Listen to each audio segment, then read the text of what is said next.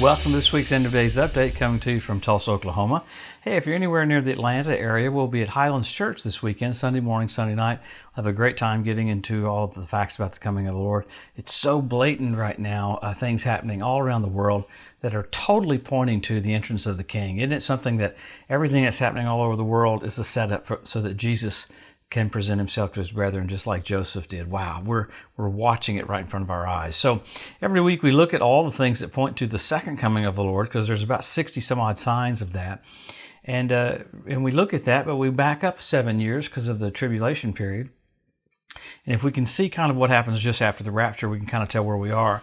And we know that the Ezekiel 38 war literally happens just after the rapture. And there's a lot of talk this last week about the church being here for that. And that may be, I could be wrong about that. But what happens in Ezekiel is God physically intervenes for Israel because it's old covenant time. The church is taken off the earth. The church has so much authority that God has to take it off the earth. But not just because of that, God owes Israel 7 years of old covenant time. So remember, Germany killed 6 million Jews during the Holocaust and prospered. So see, God's not mad at anybody right now. So what's happening with the Ezekiel 38 war, you're seeing the players come on the scene. It is remarkable every single week. The different nations that don't attack Israel are making new peace agreements with Israel, and the ones that are going to attack Israel are aligning themselves strategically around Israel to get closer and closer and closer for that war to happen. So I know that we're going to turn the TV on one morning. We're going to see that Damascus is going to be removed from being a city. It's Isaiah 17:1, because Iran keeps pulling missiles down into Syria to get literally on Israel's border, and Israel's been having to preemptively strike those whole cache of weapons almost every single week. This last week's one of the first weeks Israel didn't have to do that. So, but let's pick up with what's happening all around to show how close we are. You had Hamas in Gaza do more incendiary balloons into southern Israel, set fires all over southern Israel.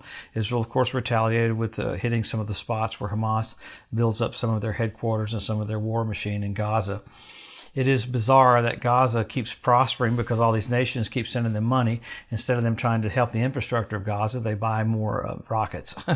So it's just bizarre. But something that happened this last week, that's literally 4 or 5 things happened that are literally leading up to the Ezekiel 38 war.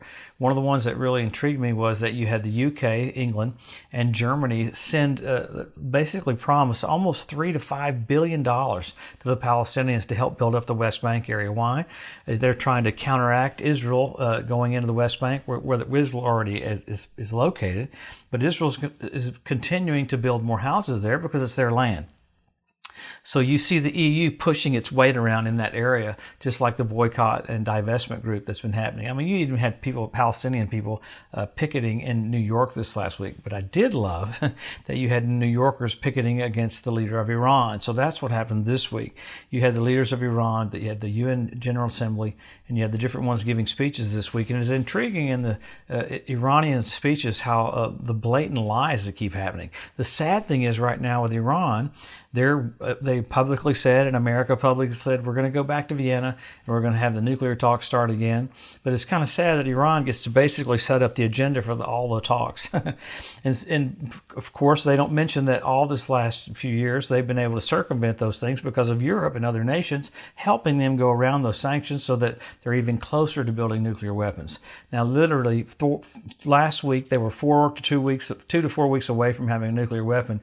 This week, you had an Iranian delegation go down into Afghanistan. You had scientists go down in there to go where uranium mines were so they can start taking elements for a nuclear weapon out of Afghanistan. So they're literally pushing every single week the envelope to get closer and closer. No one says a word about Iran coming out publicly and saying that they have to wipe Israel off the map. The whole purpose of having to curb their nuclear problem is because they're publicly saying what they're going to do with a nuclear bomb, and that's to annihilate Israel. So, man, so many things keep happening with that. There's a lot of side stories and many other things happening.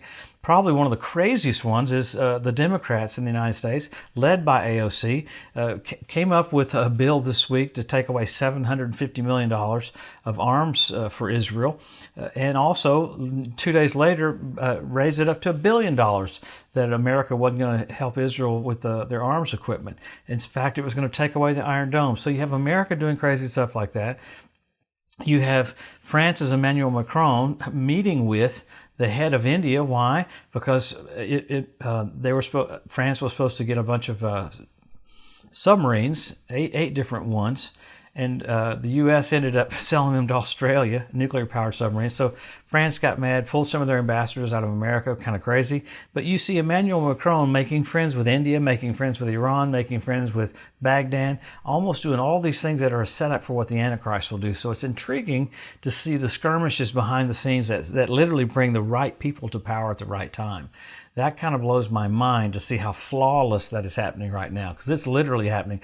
With that happening, you had the Pope talk about the Vatican being a separate entity, which it is a separate entity, but literally talk about it being its own nation and making a connection with that with Palmyra, where the Tower of Babel was, and flexing its muscles as a nation. So you got all the different players doing different things that point to what's going to happen just after we leave, along with earthquakes. And you had volcanoes erupting again this week. You had Los Angeles had 2 earthquakes last week. So you got nature, you got the political leaders doing what the Bible said they would do, and it's flawless right in front of our eyes. You had China bring warships right down to off of Alaska this last week.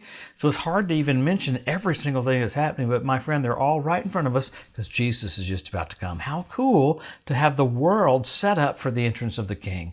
So we always go back to the Word. What do we look at? Israel made a nation and Jerusalem won back.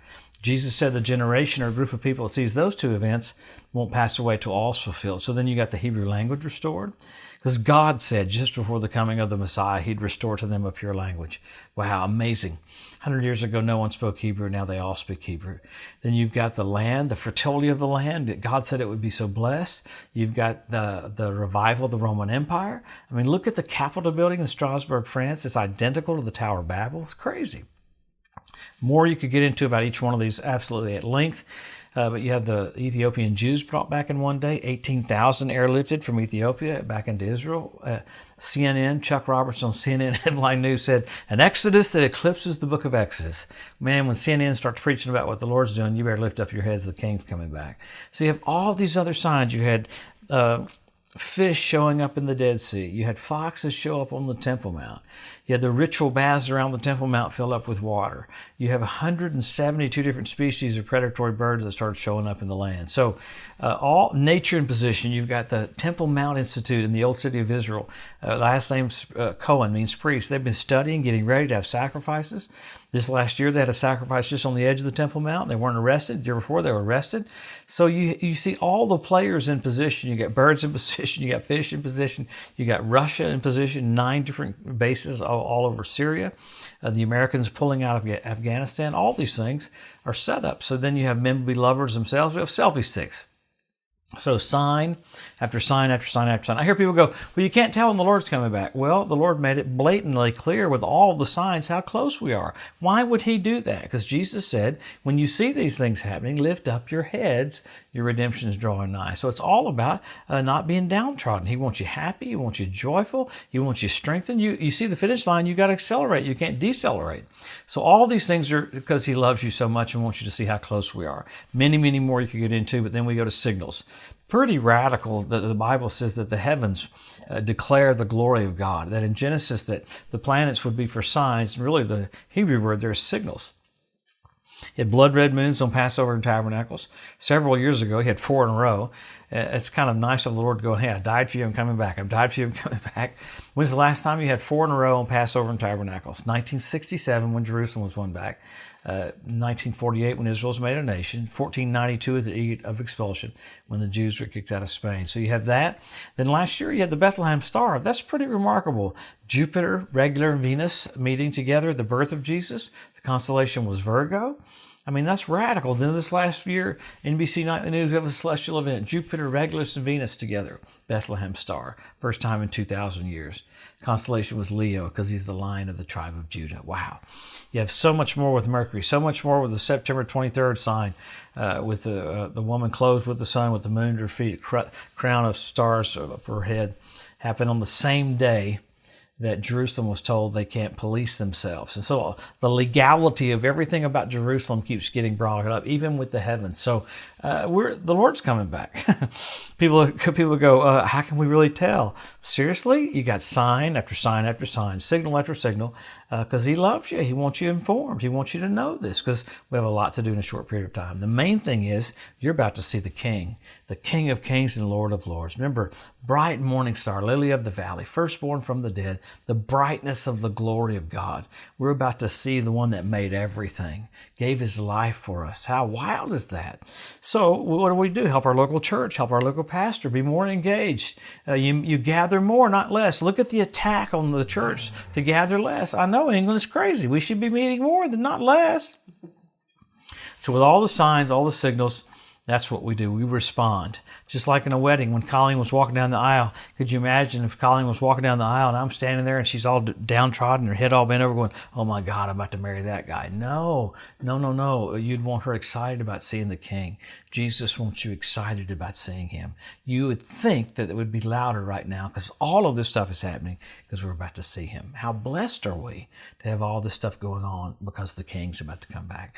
Well, let's come back next week and we'll see what's happened with Iran and with the Vienna talks and with France and with the different things that point to the coming of the Lord, the Palestinian issue with Israel. That's what's going to come to the forefront there is the West Bank area is going to be first and foremost on the news about pushing for Israel to get out of that area. But they're not going to get out because it's been promised to them.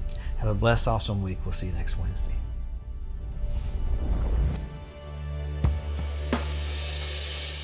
Thanks for joining us today at the End of Days Update. If you'd like to be notified every time there's a new post, just go to the edu at josephmorris.com and subscribe to receive email alerts. If these posts and updates have been a blessing to you, please consider making a one-time donation to help get the message out or even becoming a monthly partner with Joseph Morris Ministries. Thanks again for tuning in to the EDU, and we'll see you next week.